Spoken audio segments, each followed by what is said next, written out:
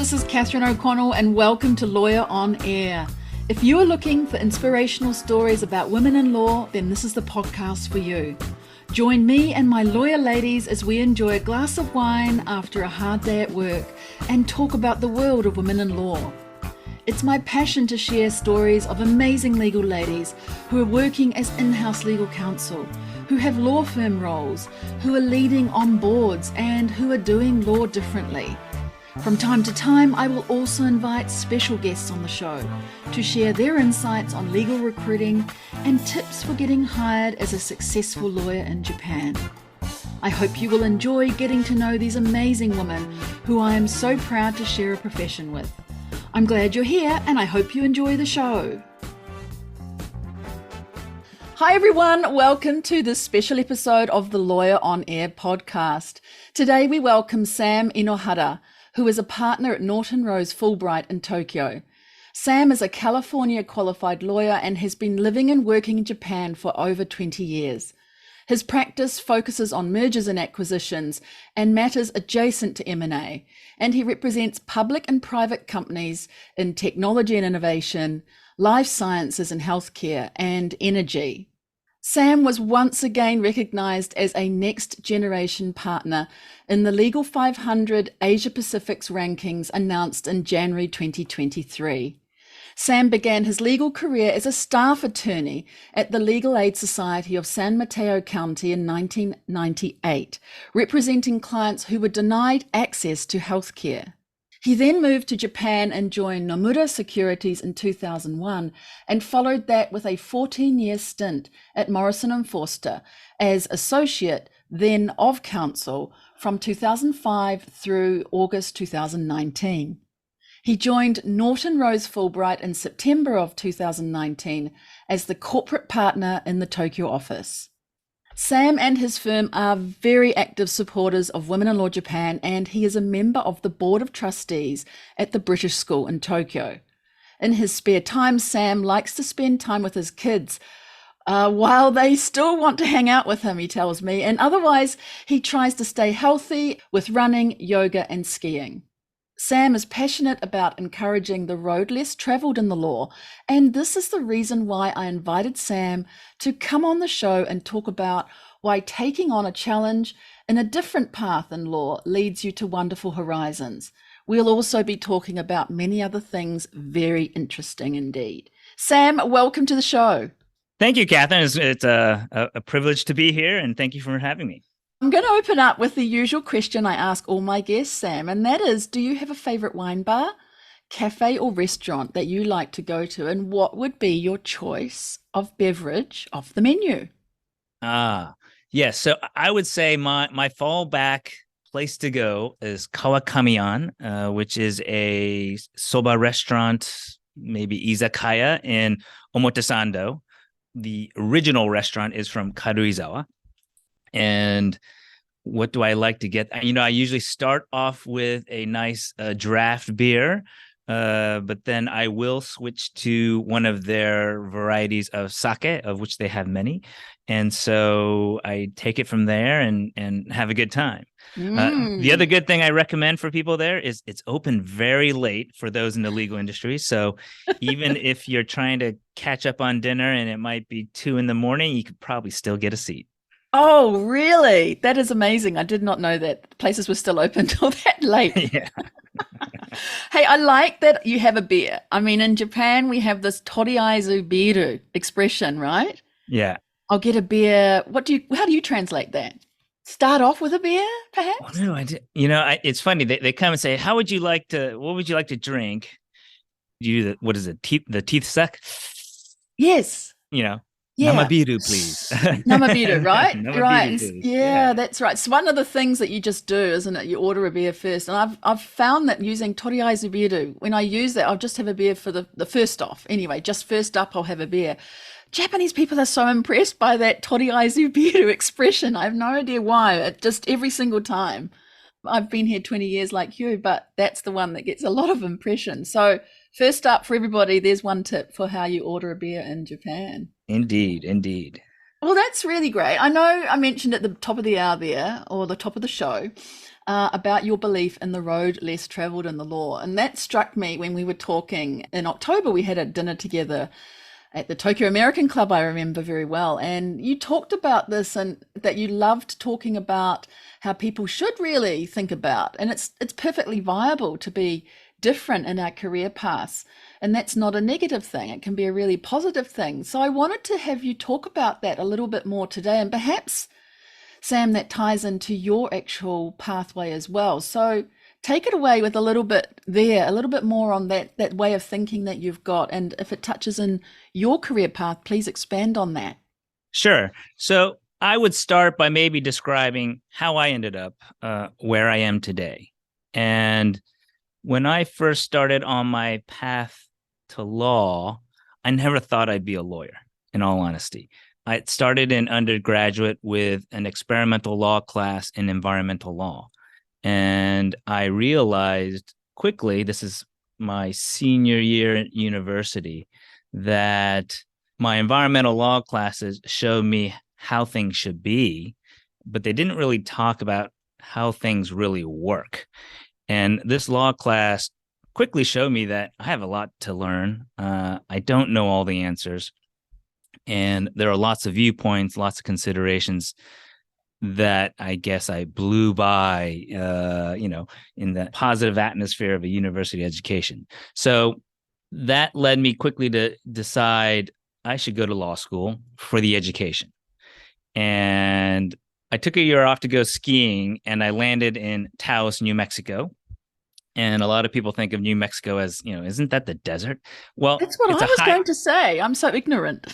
yeah, well, it is a desert, or there are large portions of it that are desert, but it's also high alpine desert. Ah, And the northern part of the state is just a continuation of the Rocky Mountain chain below Colorado. So there's actually a lot of mountains. It's very snowy up north. And so there's some great skiing. And that's how I ended up in Land of Enchantment, as it's called, of the state of New Mexico, and skied for a year. And they had a law school that had a strong natural resources program. So I ended up staying there and training in law, and that was 3 years. And by the end of that 3 years, although I intended to really go just for the education, that 3 years maybe was empowering and showing me, oh, but now you have this legal knowledge. At the time, I thought I had legal skills, but I at least had the legal knowledge and realized that, or decided, I should put this to use, and decided I wanted to actually try being a lawyer. And that led me then to California, because while I was interested in natural resources at the time, I started becoming more involved with civil rights issues and maybe my identity as a Japanese American. And I moved westward, where there's a larger Asian American population and kind of a richer public interest environment, I would say. Maybe that's a better way to put it. California was where I was originally born, and it was kind of somewhat coming home, I guess. And then that's how I ended up at the Legal Aid Society of San Mateo County, which is in the Bay Area, so just between San Francisco and the Silicon Valley, and where I ended up doing public interest law. So that right off the bat is not the private practice track. And I was doing public interest work. To this day, I must say it was maybe the most fulfilling job I've had in my life, in the sense that the clients appreciate you for the advice that you give, the advocacy that you provide, and the support that you're giving them that they otherwise would not have. that's really amazing. Tell me about something in particular that happened during that time that you had that person or that group that, or they so appreciated what you did for them and that fulfilled you. Have you got an example? Well, yes, because this is unique to the United States, where a lot of healthcare is put into a delivery format called managed healthcare. Mm. And so you enter into a health maintenance organization. I'm not even sure if they still use that jargon as much, but what it means is you have a set list of doctors and a set list of services and a process to go through in order to get your health care. And at the time when this was becoming very vogue in the insurance industry is to deliver your healthcare through managed care organizations. This was being done for indigent persons in the United States who were receiving health coverage through the government. And the concern was because it's delivery of healthcare and there are points where you could be denied access to healthcare, what is the due process for a denial? And these companies, which are outsourced from the government to provide health insurance and health services, asserted, of course, we give due process of law. We ensure that delivery of healthcare is fair and even-handed. And so one of the cases I had was to represent a woman who was trying to get, I think it was an MRI or some testing to try and resolve a medical issue. And her disability kept her limited to a wheelchair. So I went on her behalf to this hearing at the health insurance company. And so I arrive at their head office in the area and I knock on this door. There's no window. And I enter this long, narrow room, let's call it, a 4-meter long room. And there's this table with 12 people, 6 on a side. And I guess I should say 13, because at the far end, there's this older gentleman with white hair. There's 13 people. And I came by myself because my client couldn't find someone who could take her in a wheelchair across the Bay Area. I think it was in Oakland, California. So for those of you know, it's on the other side of the Bay. And I enter this room and there's this panel of people just to talk about this denial of healthcare. And I asked, who are you? Because they gave no advance warning of who I was speaking to, just that there was going to be a hearing. And they said, oh, well, we don't disclose our names for confidentiality and protection of the patient. Wow. And I was aghast. And I said, well, wait a second. There's 13 people. I have to know who I'm talking to. And I said, well, is there a doctor in the room? And they continued to say, well, we can't disclose that for confidentiality. I'm like, and I keep pushing, saying, well, wait, this is a hearing to understand whether a health service is needed or not. And finally, the gentleman at the far end says, yes, there is one doctor in this room. And it was clear at this point, the doctor's at the end. And as you come closer to me at the other end of the table are a series of nurses, other administrators, and other people from the company, all here to talk about this single denial of healthcare.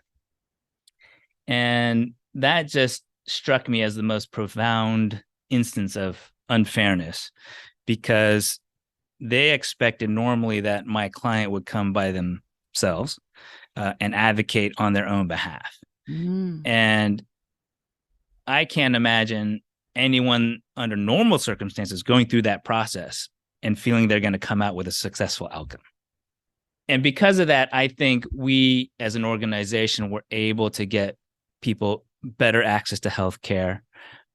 Afterwards, many of these companies these insurance companies and health organizations that we work with started creating hotlines for us to avoid these processes, which I think they started to realize were embarrassing as the information got out, that this is what their vision of due process was. And I think that was the strength of being a lawyer, because these people running these processes were not lawyers. They're healthcare professionals, and they were in their wrong role. They were doing due process instead of delivering healthcare. And so we helped, we believe, to change the system in a way that worked better and as it was intended to work. Wow, that's phenomenal, isn't it? I really want to know what happened for the lady. She eventually got her healthcare, but it required the involvement of a law firm. Right. Right. Yes. And I think sometimes when we're in Japan, when we all have healthcare, we go to the doctor. Yeah, you can't freely go out and get whatever you want. There are processes to get recommendations and referrals. But when a doctor says you should get a particular test or a particular treatment, for the most part, you get that service. And in the United States, where I'm embarrassed to admit, healthcare isn't national, not everyone has it, you don't realize how hard it can be for some people. And that was just one case, but we had multiple cases. And I don't think they're not trying to deny people. But there are economic forces at play, financial considerations where those less privileged, those with less power and with a smaller voice will bear the burden of a system that doesn't work. Exactly. So, how's this impacted the way you do law now in Japan? So it's interesting because it's such a different world now. But maybe I think what it does for me is, I'm an M&A lawyer doing transactions between companies, really. Hardly ever do I have a client that is a natural person or an individual. It's principally, company to company. And I think in my youth, I was quick to bash capitalism and, corporate America and executive greed. But I think when you look at the human element of the people we work with, when you look at the teams at our clients, they're human beings too. And, they're just trying to do a good job. They're trying to succeed and earn a good income to support themselves and their families. And they're not bad people. They're good people too. And I feel that perspective is always important to take. And as a lawyer, our ethical duty is to act in the best interests of our client. Exactly. So, right, you're right. I mean, the companies are people behind the screens, right? And I think you're showing that in that you're looking behind that, right? You're seeing the human element of the clients that you're working with. And I really get that. I think it's very interesting that you, going back to your time, that you did all this natural resources program, then you join a company, an organization, shall we say, that is looking after the rights of people in healthcare. And then, Sam, you come on over to Japan. I mean, this is also taking a different route, right? You're qualified in California, but then you sort of come back to what is also one of your homelands, isn't it? So tell us a bit more about that, because that's also a different path that you took. And then you sort of take up this M&A role, but before that with Nomura. So what brought you here and why did you get attracted to come through to Japan? So that starts while I'm living there in the Bay Area of California, Bay Area. And this is the late 90s. So I love my job. It's great. It's fulfilling. My clients need help. I help them, and they really appreciate what we do for them. And we provided free legal services. This is for the indigent community. So we didn't charge anything, but they'd bake us cookies instead. Things like that, which were really fulfilling. Yes. But it's the late 90s. The .com boom is really, really heating up, and it's really taking off. And as great as an organization that the Legal Aid Society of San Mateo County is, it didn't pay the best because it was a nonprofit organization. They did not compete with startups and venture companies and venture capitalists, et cetera. So for me, I was living paycheck to paycheck and needed to make a pivot. And at the time I was thinking, well, do I try and go and take advantage of this booming economy that's roaring in front of my eyes? While at the same time, I was trying to study Japanese and learn Japanese. And I had this dilemma of, geez, what do I do? Should I go make some money, try and make some money first and pay off my law school loans, or go to Japan? And one of my good friends from college said, are you crazy? If you can go to Japan, you got to go now. You never know when you can go. You can always get a job. You'll always get a job somewhere, somehow. So forget the job. Go to Japan if you want to study first, and just get that done, because you don't know if that's going to happen again.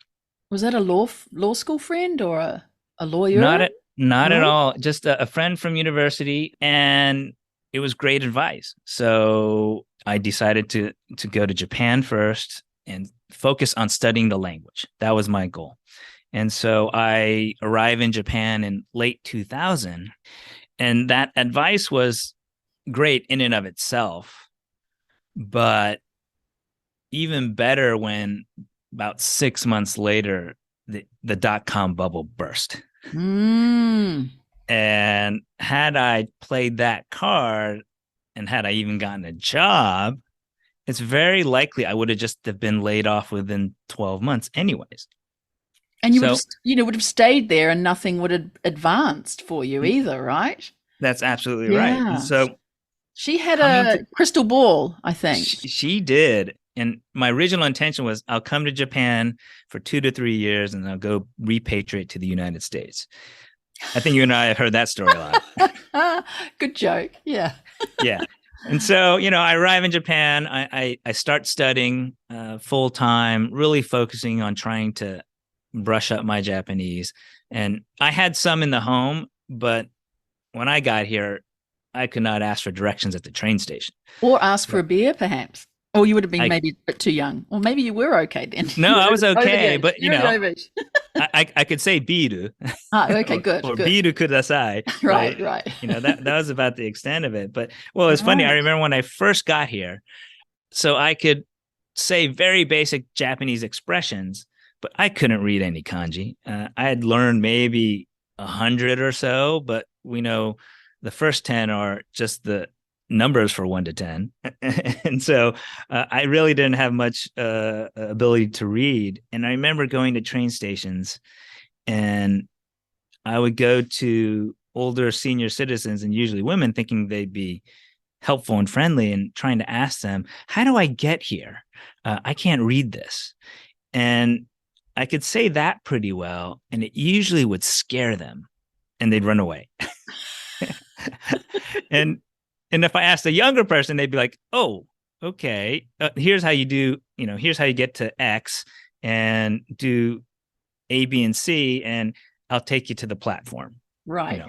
Kind of. Yeah. And that's how it was in the beginning for me. But it was great being here. And so I'm studying, though. That was an aside. So I'm studying Japanese, and I asked a friend in my Japanese class to take a look at my resume in anticipation of eventually looking for work in Japan. And he was a recruiter, and he said, yes, I'd be happy to look at it. And what he did is he fed it in his system, and he came back a couple of weeks later. He said, hey, your resume looks pretty good. Nomura Securities would like to talk to you. Mm. And I was like, oh, okay. And And that's based on what you've done in the past, right? This environmental track that you did and the healthcare. And here's Nomura asking yes, you for an interview. What's exactly. how's that? How's that? And I'm thinking, why are they okay? At first, for me, going back to my background, I'm like, okay, Nomura Securities. Well, this is a Financial financial institution. yeah. I'm like, geez, what do I know about this? And how do I Mm. feel about working for someone like that? Right. Mm. And as I look into it, people say, oh, very good brand, very well known company. Mm. You should definitely talk to them. And what I came to understand is one, they wanted to internationalize. So they wanted to bring in first people who weren't native Japanese. They wanted non-Japanese Americans, people from England, just non-Japanese to help internationalize the company in their M&A department. And they also needed someone with a legal background. The problem was, though, of course, the level of compensation they could offer would not be competitive with your typical U.S. law firm track attorney. So Right. Right. they couldn't offer a lot. I did not have experience in the area that they were looking for. So we were meeting in the middle, so to speak. And it worked out well in that sense that I didn't have the experience that they really needed, but I also didn't demand that level of compensation that they could afford. Right. So that's quite a key point, isn't it? That you realized your, shall we say, shortcomings in this instance, and they can see they want you, but they don't have the typical ability to pay you as much as the larger firms. So you are meeting indeed in the middle, right? They wanted a legal background. They didn't want a particular legal background. They wanted a legal background and to internationalize. So they could see the advantages of having someone like you there. Absolutely. And I think I have to admit, though, at the end of the day, I think I got the better end of the bargain because I learned a lot of business Japanese, a lot of formal Japanese or Keigo Mm-hmm. that was different from what they were teaching in the classroom.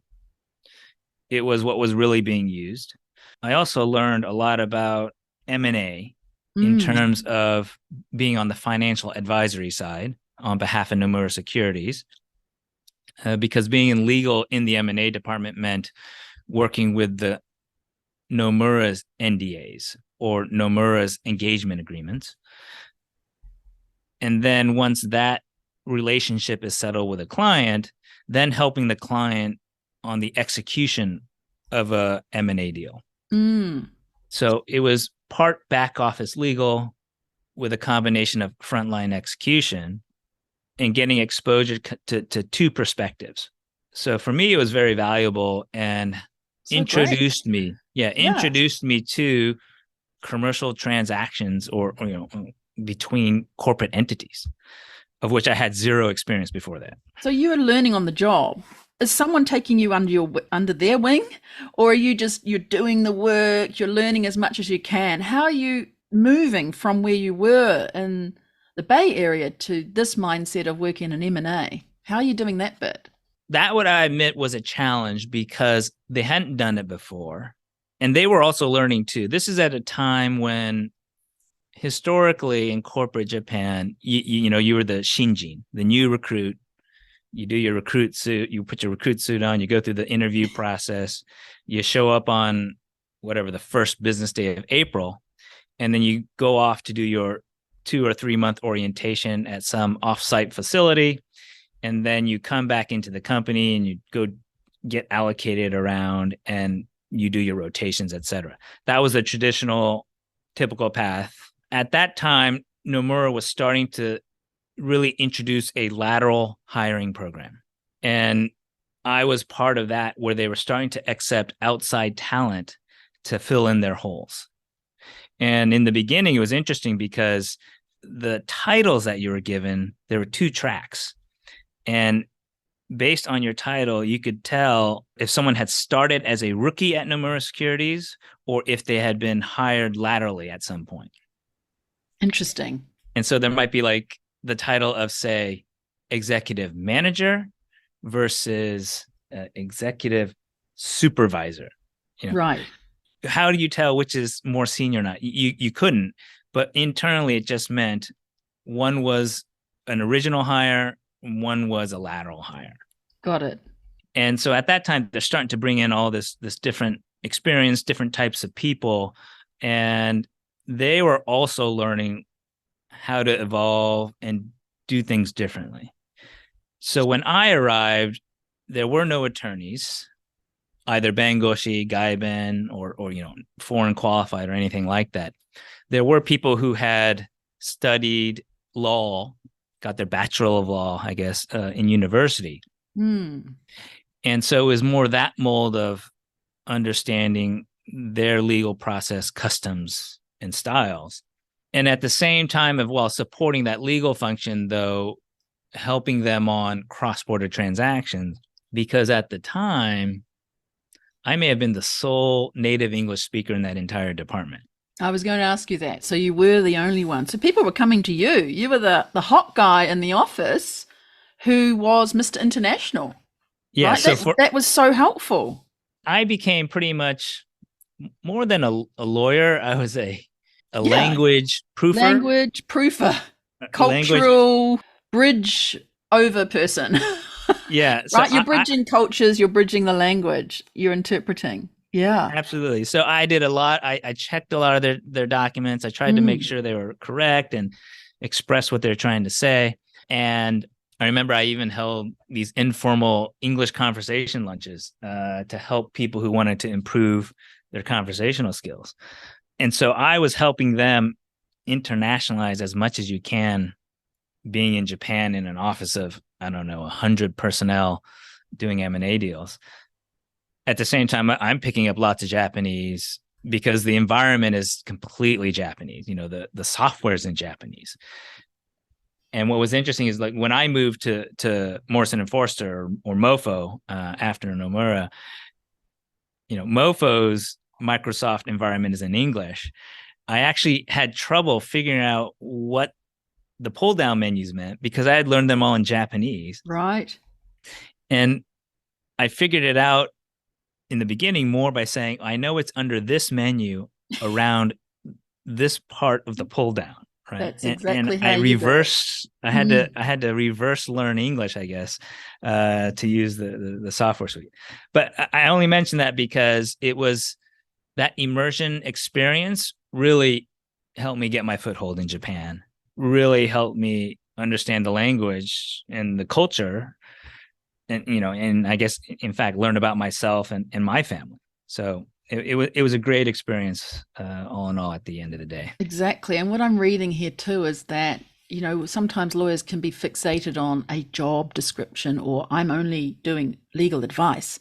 Why on earth would you hold lunches in English language? Why on earth would you look at people's documents to check their English? That's often, let's just say, lawyers might think that's below them. But this is all part of you meeting in the middle to make things go towards their goal of internationalization. So what I'm hearing from you is that you've got to shift your attitude sometimes, right, to make it work in a different country.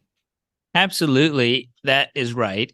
And it's also, at the time, I didn't realize it. I realized it more when I went into private practice. But it is that idea of the internal client and understanding that as a junior or newer member to a team, you're really there serving people in your organization above you who may directly serve the external client, but you're really serving the internal client first. And maybe it's not exactly what you studied for, and maybe it's not what you expected, but I'm sure you can say you would say the same thing. It's every situation is going to be different. Every client has a different need, and every client is a human being as well. And we have to work together to get the outcomes and results that we strive for. Exactly. So people is very central to what you're talking about all the way through. It's a thread that's come through from when you're in San Mateo, and here it is even at Nomura, and then you sort of move through to MoFo. So how is that different for you, and how did you do that leap? Did someone come and get you and say you'd be great for this firm, or was it ultimately where you wanted to be, was in a law firm, doing that US practice, the international practice that you wanted to do in M&A? What led you there? So that was another point in my life where there was a fork in the road. Do I go left or do I go right? Mm. And at the time, Gary Smith, who was a partner at O'Melveny and Myers, I think he was managing partner of the OMM Tokyo office, known him through various random connections. And we were speaking, and, at the time I was thinking, well, I'm ready to leave Nomura. I'd like to, try an expat experience, or really, a non-Japanese company experience in Japan. I wanted to see what that perspective was like. I've done my Peace Corps job through Nomura. I'm ready to go for, a different experience, but from the international community. And Gary Smith said, well, you should go around and apply to the various law firms, because I had also been thinking about other financial institutions. For example, I think State Street Bank I interviewed with, maybe some of the other foreign investment banks. And I also went around to the law firms. And MoFo at the time I had known because they were doing lots of marketing. They were often on our list of firms to recommend our Japanese clients to hire on an M&A deal, because they were well known. They had a good brand, a large team. And so I submitted my resume to Mofo to say, here's who I am. I didn't come from a top 10 school. In fact, it was far from top 10, but I've been working here. I've got some M&A experience. Is there a chance here? And I should stop there. I should back up. One of my best friends in San Francisco, his partner was an attorney at Mofo San Francisco. And I actually, from Tokyo, so I reached out to my good friend, Steve in San Francisco. I said, hey, your partner Will is an attorney at San Francisco Mofo. Can I give you my resume and can you get it into the system? He said, oh, of course, I'd be happy to do that. So I sent my resume from Tokyo to Mofo San Francisco, and then it gets sent from Mofo San Francisco to Mofo Tokyo. Right. I'm hearing you. And I thought, well, maybe a long shot. And then, within a week, like Mofo said, oh, let's talk. I said, oh, wow, great. Let's talk. And at the time, so Ken Siegel, I think you had him on the podcast as well, We was sure managing did. partner of Tokyo then. This is 2005. Yes. And so we're interviewing, and this is my recollection. You should ask him if he remembers the same way. But in the interview, Ken said, we usually don't take people like you. And I'm like, I'm not surprised. I usually don't interview at places like you. And I've never done it. And he said, I'm not sure you're going to succeed here. And I admitted, I don't know either. I've never worked in a law firm. I don't know what it's really like, but all I know is I've learned M&A. I like M&A, and I'd like to try it from the legal perspective. I think that honesty helped. And I think my atypical background was acceptable for him because I did have good grades at law school. We call it Order of the Coif in the US. It was top 10. So being strong in your academics is important, I think. It opens doors for you. So that's one thing to remember. But so we both took a chance on each other, I think, to say, is this going to work? And then we haggled over, well, okay, what year are you going to come in at? And this is how ignorant I was, because in law school, all the way up, I never thought I would be a law firm lawyer. I went to get the education, then I got the education. It showed me that I had some tools that maybe I could use for a good purpose. That then leads to the next step. And then I end up at, changing into an M&A practice and seeing, legal transactions from a deal perspective. And here I am now wanting to become a private practice lawyer. And it's now, 7 years out of law school that I'm coming to private practice. So it really was the long way around. And because of that, I didn't even know really how the recruitment process worked in law firms and how seniority really worked. And so in our interview process, this is in the spring of 2005, heading towards summer, and we're haggling over, they made an offer, but we couldn't decide, well, what year are you coming in at? And Ken offers, oh, we'll bring you in as a first year. And I talked to Gary Smith. I'm like, hey, Gary, I got this offer from Mofo. What do you think? He goes, well, great firm, great platform. You should take it. And what did you think you'd come in? I said, well, I thought maybe third year, but, I really don't know. And he said, well, why don't you just, cut in half and just go in the middle and go for 2. And that's what we did. And so we both compromised. Said, okay, you can come in as a second year associate in the summer of 2005. Right.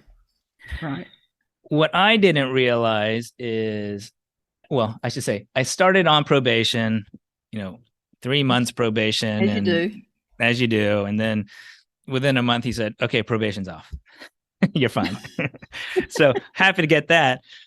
What was even better, though, is I didn't realize that when January of 2006 rolled around, I was a third year.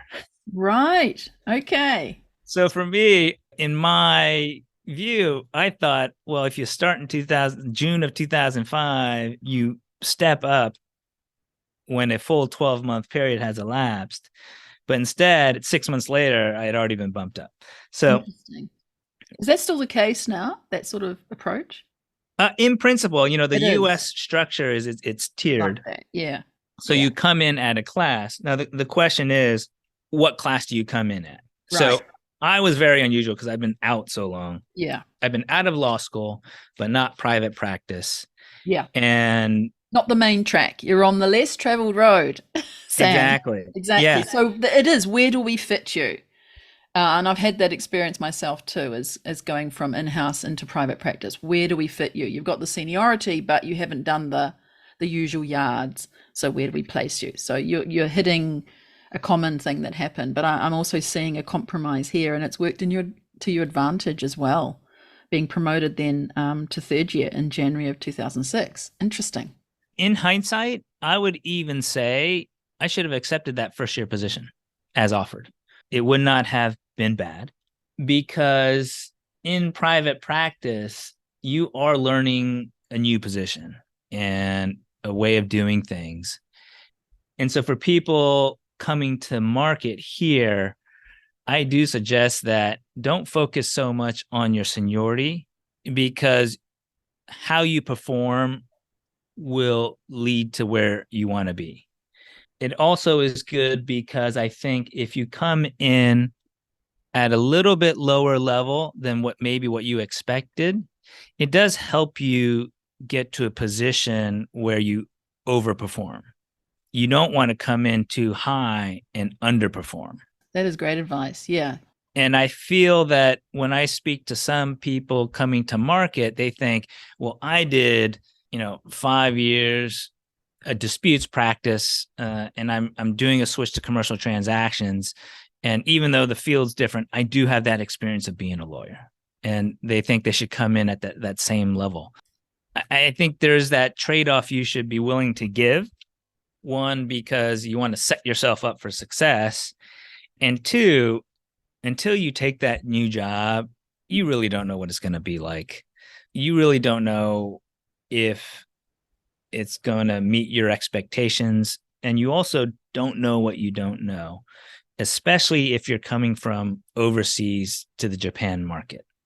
I think that what you do in New York City or San Francisco, London, Paris, wherever you're coming from, even if it's M&A, which I do, and now you want to do M&A in Japan, there's just going to be aspects of it that are just so different, either in the working styles of the office for which you work, and also just the clients you work with, and maybe then again the counterparties.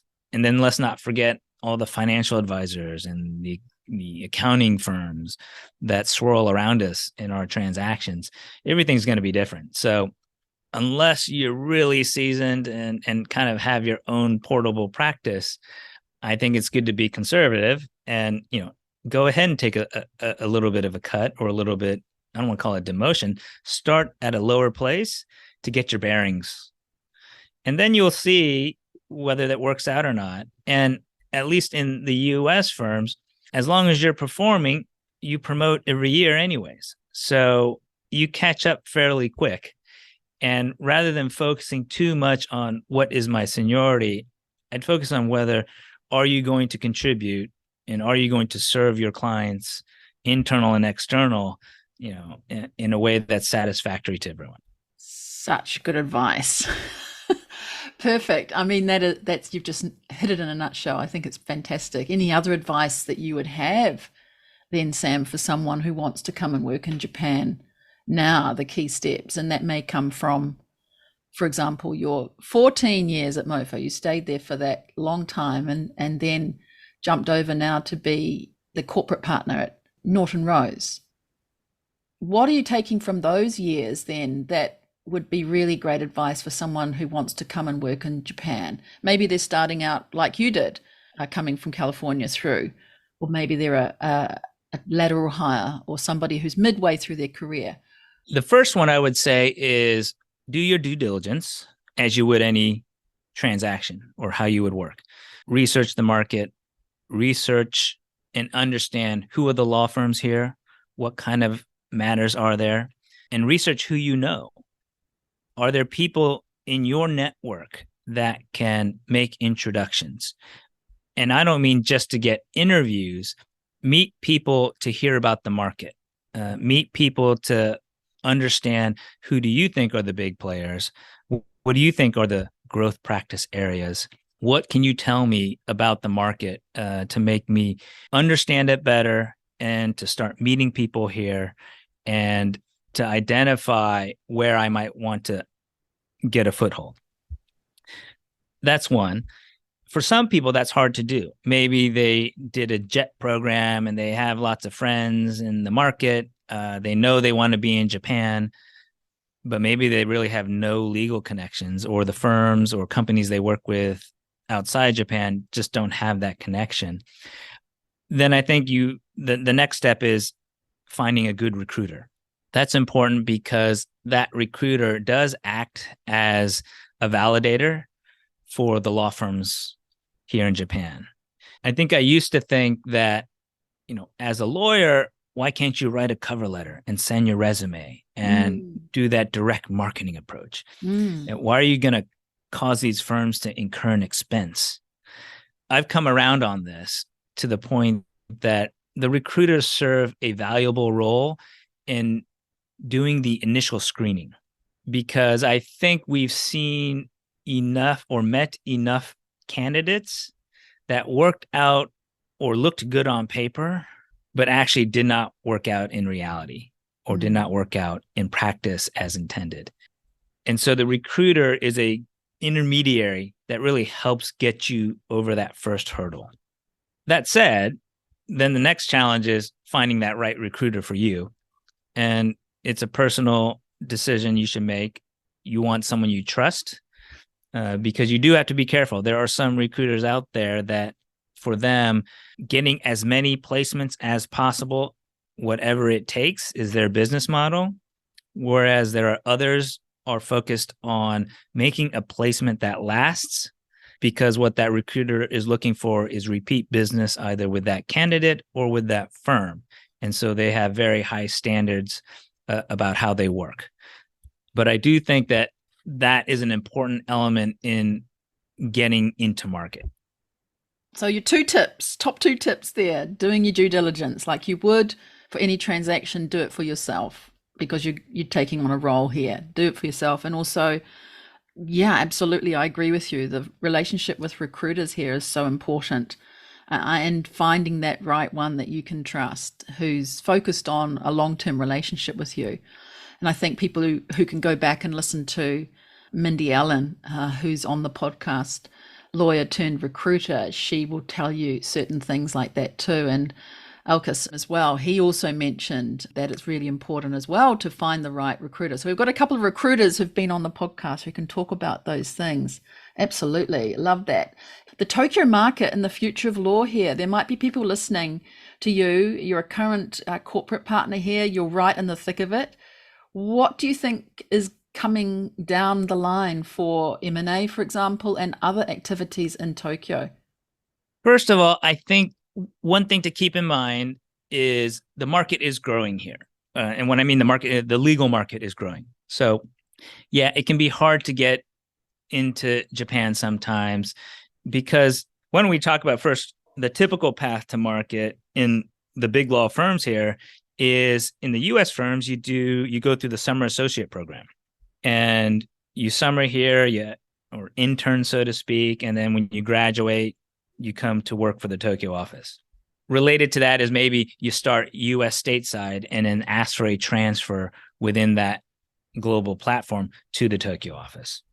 That's, I would say, almost your standard route. For the UK firms, it's similar. They have the trainee contract concept, where you can do a training contract in Tokyo and then maybe get your qualification in your home jurisdiction, and then either start as a solicitor in Tokyo, or at some point after getting some experience, transferring to the Tokyo market. So then it gets hard to think. I think it can be daunting for some people who simply are like, that simply decide, I now want to work in Japan. but my current firm really doesn't have connections there. I really don't know what to do. And I think I can imagine it could be discouraging. So the positive thing about the market here, though, is it is growing. And I think I mentioned, so back in, and I have the reason I know these figures, I got the white paper from the JFBA, the Japan Federation of Bar Associations, the regulator for the legal industry. And just to give you a sense of some figures to get scope on the market. So in 1950, there were 5,827 lawyers, of which 6 are women.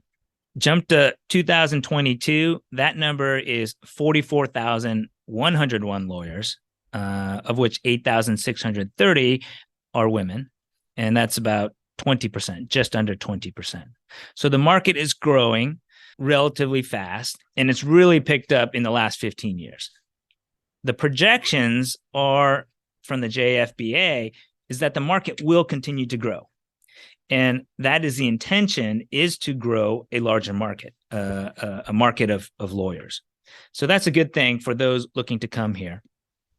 I should caveat that those figures are the Japanese qualified figures, the bengoshi. But that also means, though, if they're growing, international transactions will also be growing. Japan is one of the global leaders in foreign direct investment. So they need lawyers to do these deals. They need lawyers to make these investments. And they are getting better at using legal resources and understanding what it takes. The Japanese clients are hiring more people in-house, as well as using external firms and using combinations of secondments, retainers to serve those legal needs. Because the market, I think, overall is becoming more sophisticated from a legal perspective. I think for those of us who have been in this market for a while, remember, in the beginning, you'd see an M&A transaction that's a Japanese domestic M&A transaction, and the contract is 10 pages long.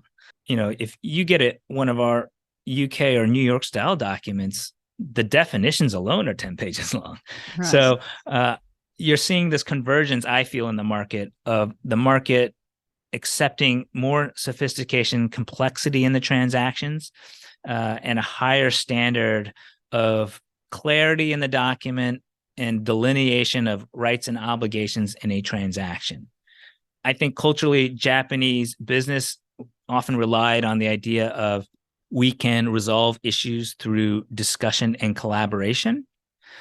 And while that's true and still applicable today, I think when you're getting into these large, complicated M&A transactions, that doesn't work when you have a lot of issues and a lot of potential ways that any aspect of a transaction can go. So you're looking for more precise terms, terminology, more detail. And that requires lawyers and requires more bengoshi, but also requires more foreign qualified lawyers. So let me give you a stat comparing countries. So in the US, this is for 2022 data, there were just over 1.3 million lawyers. That translates into one lawyer for every 251 people. So 1 to 250, let's put it that way. England, they're at 1 to 356. So let's say 1 to 350. You come to Japan and it's one lawyer for every 2,810 people. So a much smaller market, but in terms of growth, continuing to go up in Japan. And while the lawyer numbers go up, I think we also know that the general population is also going down. So in that sense, the market is accelerating in terms of lawyer size and moving in the right direction. So for those aspiring to practice in Japan, the market is growing. It's not shrinking. So that works in your favor. Another thing that I hear candidates often come to me in the beginning is they talk about gaiben, right? Being a registered foreign lawyer in Japan, gaiben. Yes. And, oh, do I need to get that before I come over? What's it take? One, if you're in-house, No. If you're working for one of the larger firms, probably not, because you will be working under someone who is already registered. If you're planning to come in as a partner, different story. I think that's a different podcast. But if you're coming in because you want to get into the market, don't worry about Gaiben. That's something that will come after experience, after time. The requirements for external experience, since I've been in Japan, that went from 3 years to 2 years down to 1. I know there are efforts to get that down to 0. So by the time you get here, maybe it won't be an issue. My point is, don't worry about being a Gaiben. Worry about being a good lawyer first. What's the value add that you're going to bring to this market that will help you fill that need? And there aren't that many Gaiben. The numbers for last year, there were only 456 Gaiben in all of Japan. And a large majority of those are here in Tokyo, either working for large firms or doing solo practices. Because if you do a solo practice, you do need to have that qualification. But I think for those coming in new to the market, you're looking to come in at one of the bigger platforms to get your feet on the ground and to learn what the market's like. So another interesting aspect, and this is a bit of a tangent, and maybe I just share this because I thought it was interesting, of the bengoshi market, 75% of the bengoshi in Japan are in law firms of 10 people or less. That is interesting, isn't it? I thought that was somewhat shocking. 75% are in 10 or less, and 61% are solo practitioners. 61%. 61%. The point is, there are the 5 large law firms, the Godai. After that, when you drop down to the commercial law firms, I think Atsumi Sakai is at 176 lawyers. Right. It starts to drop very quickly. And then a lot of the lawyers in Japan are sole practitioners, really helping SMEs, family law cases. So for those of you coming to market, the market has a limited number of Japanese firms you come to, and a limited number of international firms, because not all international firms come to Japan. It's a hard market. But I would say right now, coming to Japan is popular again. There's rumors of various firms wanting to open up Tokyo offices. There was a bit of a retreat, I would say, maybe after the 3/11 earthquake, definitely after Lehman shock, and then 3/11. I think it created a lot of pressures on the legal market, and a lot of firms either reduced or closed their offices. I think that trend is going to reverse, or is in a reversal right now, and coming back to growing again. And at this timing, the market is rough. The U.S. is going through a potential recession, or people are saying that's going to come. There are layoffs happening. Those aren't happening here, but it does depress the transaction volume. So to lead to another point about how to get to market, I would say don't give up. Timing is important as well. Right now might not be the best time, but maybe 3 months later will. And then maybe 6 months later, things will slow down again. It will not look so well. But maybe in the fall of this year, things will pick up again. It can turn very quickly. And so I would be persistent and continue to try if you want to come here. I've met a number of people over the years that I met years ago, and eventually they get here one way or another. If you really want to be here, you can get here. Perfect. That's such a great overview of what's happening in Japan and the statistics and what is available in terms of firms and who's serving who. I want to wrap up, Sam, with one other aspect, and that's, when people are doing things in Tokyo that are not law related exactly. For example, you work on the British School Board, and I just am interested from your perspective what that looks like, and what that kind of external activity is like in Japan for lawyers, and should they get involved in the community? I fully support people getting involved in the community. I do think, I just mentioned, the community is small. The legal community is small. the expat community is small relative to the massive size of Tokyo. But in our legal profession, it feels small because those of us that are foreign law qualified, we primarily work on cross-border transactions. So while maybe I work opposite, Skadden or Kirkland and Ellis or whoever, maybe I shouldn't say Kirkland, they don't have an office here, but Skadden, and maybe we'll throw in, Linklaters. I often don't work with their teams here. I work with their teams in the other office. So we don't get to meet each other as much as I think we might in our home jurisdictions. So we meet each other through casual relationships, through Women in Law Japan, for example, the organization you lead. I meet people through the British School in Tokyo. There's ACCJ, there's BCCJ, various trade associations. And I think it is good to get out in our market to the extent we can to one, make those connections. It's good for each other as a business. I do think it's good for us as a community as well to get to know each other better, because we're busy people. We could easily get consumed by just our work and miss out on opportunities and also information, intelligence about the market and what's going on.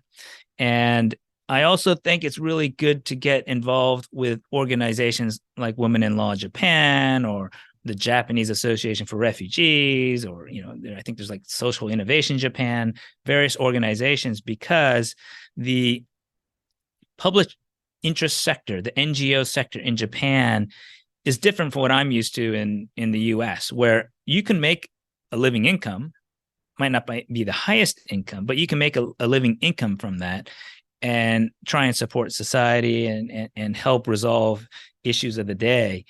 In Japan, I feel that is lacking here. NGOs don't really pay their people. They collect volunteer efforts, but they don't really let you have a career based on that. And a lot of it then falls, I think, to the government. And while it's a very solid and well-run bureaucracy and social support network here, there are cracks as well. And I think the problem is once you fall through a crack, there's no one there to catch you.